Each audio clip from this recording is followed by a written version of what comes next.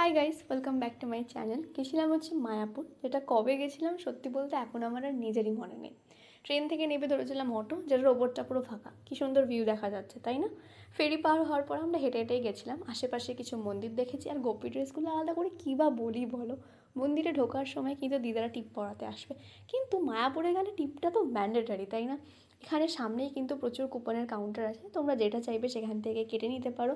সেদিন আমাদের কাছে কোনো অপশন ছিল না, তাই আমরা গদা ভবনই কেটেছি। ভেতরে অনেক জায়গায় এরকম কীর্তন হয়, দেখতে কিন্তু জাস্ট হেভি লাগে। এখানে আমি একটু ক্যাট মেরে দেখিয়ে দিচ্ছিলাম আর কি। ভেতরে কিন্তু ফোন, ক্যামেরা, ব্যাগ দুটো কোনোটারই অ্যালাউ নেই, তো ওখানে রাখার প্রচুর জায়গা আছে, তোমরা ওখানে রাখতে পারো, আমিও রেখেছিলাম। তো ওপর থেকে জাস্ট ক্লিপসগুলো আমি নিয়ে নিয়েছি।